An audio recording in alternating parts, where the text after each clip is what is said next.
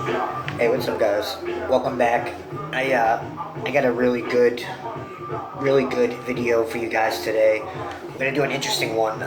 It's definitely a Boston and New York City legend. Today's video is gonna be on Daryl Whiting and the New York Boys and their little campaign of terror that sprawled from New York to Boston and really kind of underrated, if you ask me. Like, sure, there's a movie out. I don't know if you guys have seen it. It's called In Too Deep. It's about Daryl Whiting, who has the nickname of God. LL Cool J plays God in Too Deep. It's also got the guy from The Wire in it, Weebay from The Wire's in that. It's a good movie. It came out in like 1999. It's a really good movie. They filmed it in Ohio for some reason instead of Boston, but that story is true, but it took place in Boston, and we're gonna get into that today.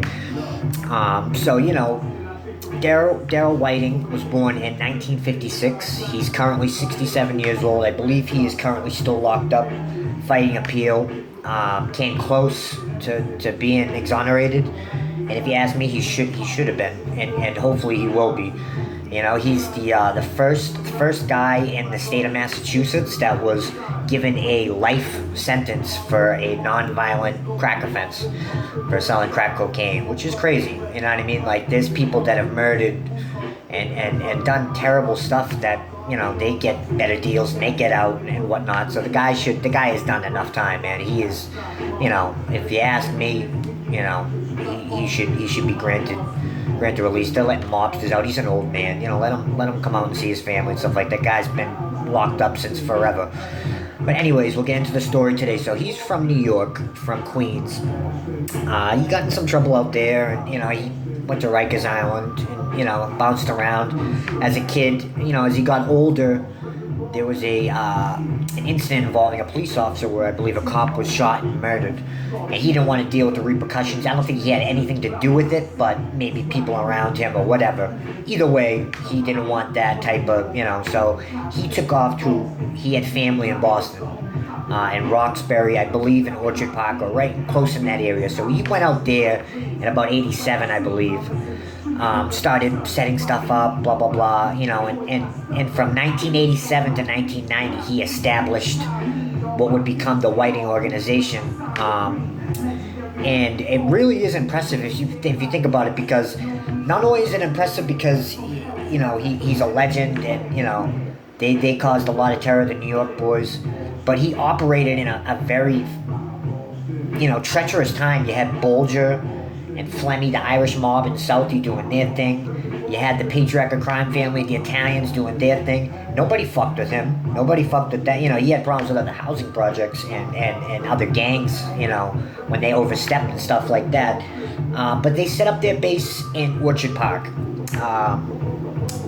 He found a lady, Miss Carol, I believe she went by, and she was a nice lady, and, you know, he finessed her. He went in there, knew that she, you know, maybe like she drank or whatever, and, you know, crack cocaine was really just kicking up and really getting crazy. So anyways, he turns her on to the crack. There's the first crack house, right? So she's addicted. She's letting them sell out of her house. They're letting them bag up in her house, and they're doing all that stuff.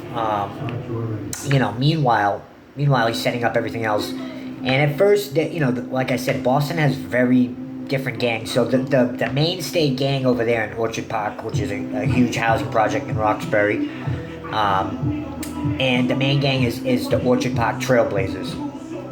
That's how Boston really does the whole gang thing. It's streets or projects or neighborhood gangs. So the Orchard Park Trailblazers was that gang that, you know, controlled Orchard Park projects, but Whiting moved in, and eventually they kind of coexisted. You know, they were reeing up off him and whatnot, but it didn't start out like that. You know, when they came over, you know, nearly 100 drug dealers of, you know, Whiting's friends from Corona, Queens, from 87 to 90, you know, groups of 2 or 3 or whatnot, you know, would come out at a time, some on the run, some out there, you know, and a lot of them stayed, and they were dubbed the New York Boys.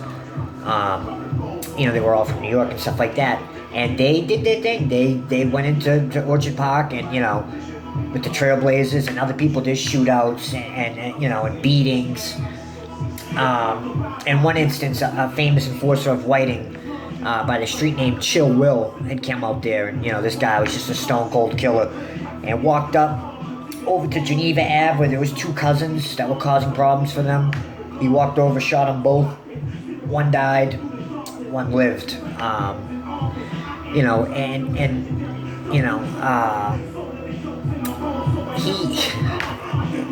It really is a crazy story, and I don't wanna touch too much on it because this guy is still fighting for his freedom, but he's a legend. You can't not give him his props and his dues when it comes to, what we're getting into here, like, gangsters and organized crime and stuff like that in Boston.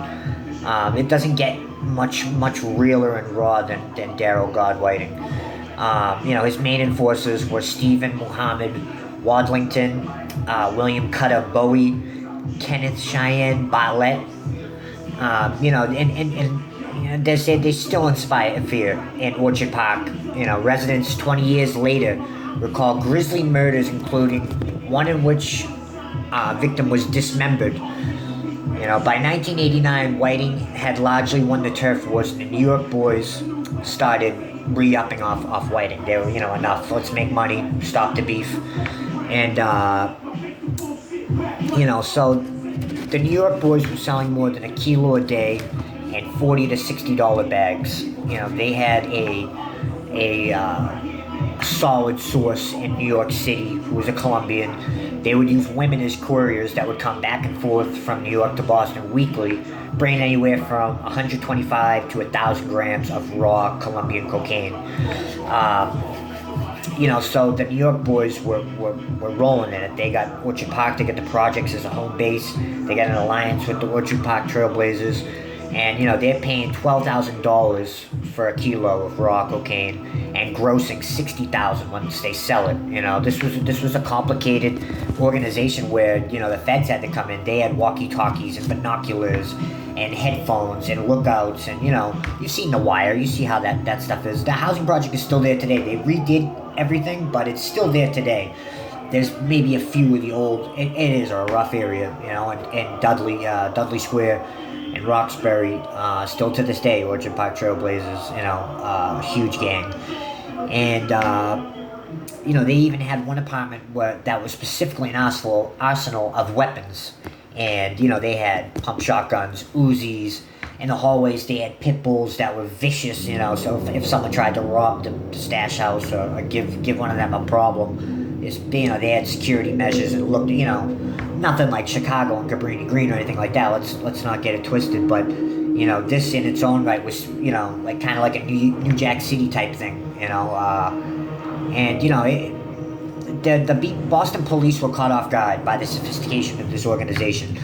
They didn't have the resources or the manpower, or and they were in the middle of that. They didn't really want to admit that crack was hitting as hard as it was until it was really just in your face. Like, think about all the corruption and everything that was going on back then. It was a crazy time. It's not like today where you could do stuff like this. But think about it. You had Bolger. Raymond Patriarch is long dead by this point. He dies in '84.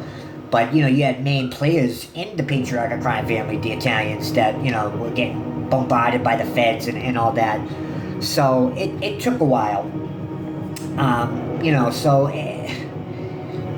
Daryl Whiting becomes a hood legend in Roxbury and New York, essentially, too. I'm sure Queens, that's their guy. They still remember him in Roxbury. He played that Robin Hood role real well. He funded the Caribbean Festival that they have every year. They would take trips to water parks, take the kids from the, like the community centers and stuff like that, that they would take them. Whiting would fund it, bring them to, Water Country or whatever, and bring them all these places. They'd pass out toys on Christmas, and Man Terror, who was a rapper, real talented rapper. There's an article out there that touches way better on this, it's called When God Walked Through the Projects. If you get a chance, read that. It's excellent. And Man Terror, he's a big part of that and stuff like that. But there was a quote that he had that I thought was perfect. He said, when God came around, the day turned great. Man Terror, a lifelong OP resident, rapper. You know, he might buy out the ice cream man, make him serve the whole projects. You know, that's some, like, you know, like The Wire, when Avon and Stringer Bell are walking through the projects and stuff. You know what I mean? You can feel that quote right there says it all. Power, you know, fear, power, and every, you know, all the wheels were greased. You know what I mean? And so anyways, the Crown Social Club at 48 Geneva Ave in Dorchester. He built that, funded it. You know, they had a daycare, they had counseling, they had job training.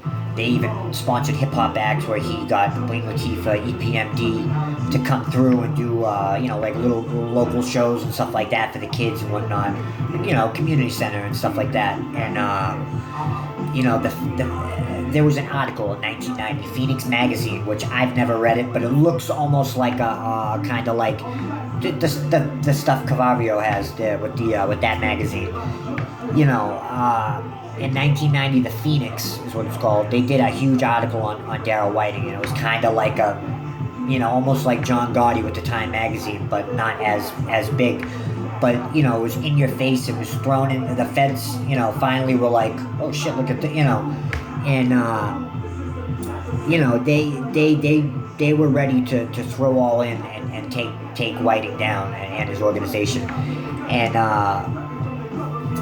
you know, the U.S. Attorney Wayne Budd said he was offended by the arrogance in the magazine by Whiting, and prioritized Whiting's organization over patriarchal crime family figures. And, you know, if you think about it, Whitey Bulger himself, Bulger didn't go on the run till 95. This is 1990. You know, so it wasn't like there wasn't, he held his own. In a room full of sharks, he held his own. This guy they put him up there high, you know. And then an undercover BPD housing cop attached with the DEA task force, you know, he finally gets his way. In the movie, you can see it too. It's pretty accurate, so they say. He goes undercover. He starts buying weapons off all these guys, and you know, he spent 6 months undercover as Jay Reed, I believe was the street name, like a Donnie Brasco, Jay Reed. You know, he walked and talked like a gangster. He carried Uzis around Orchard Park housing projects. You know, and he got so into it, he got so deep undercover that he ended up, you know, you gotta do what you gotta do if you're in a drug deal, and guy says, you got, you know, try it out. I wanna see you try it out. If he catches that vibe, or he catches that, you know, he could lose his life right there. So he started sniffing cocaine.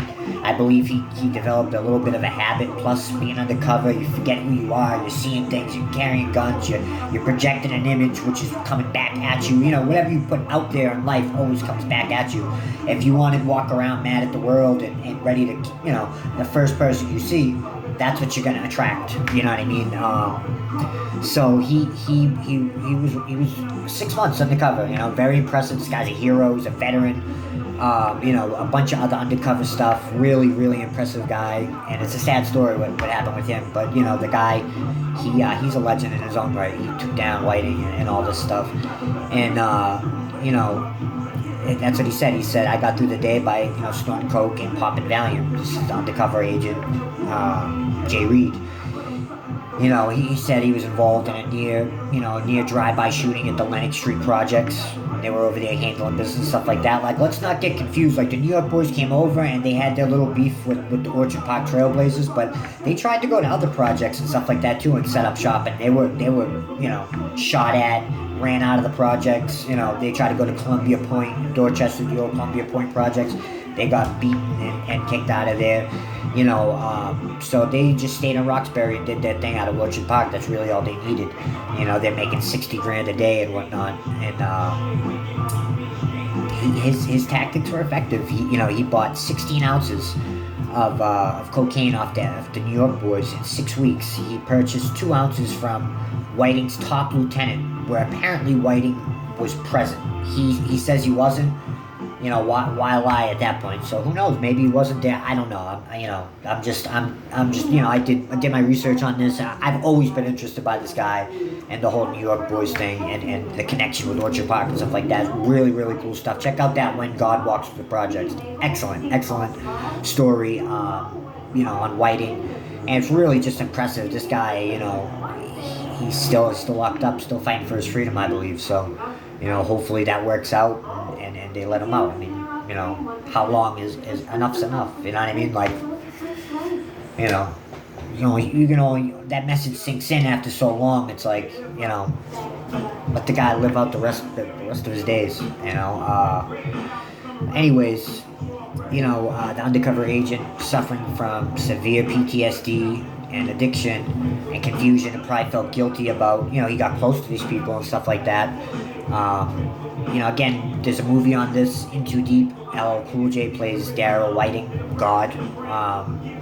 It's a really good movie. It's filmed in Ohio, but again, this took place in Boston and Roxbury, and yeah, the undercover agent ended up taking his life, I believe. So rest in peace to him, and my condolences to his family. He's a hero, you know, a veteran, and no one can ever take that. I'm so sorry for your loss. But yeah, you know, so another video for you guys today. If you like it, like, comment, share, subscribe, guys. Come on, you know what I mean? If you guys like this, you know, I'm going to be dropping videos weekly. Let me know if you guys have any ideas. Drop it in the comment section. And I look forward to the next video. Have a good week, guys. Take care.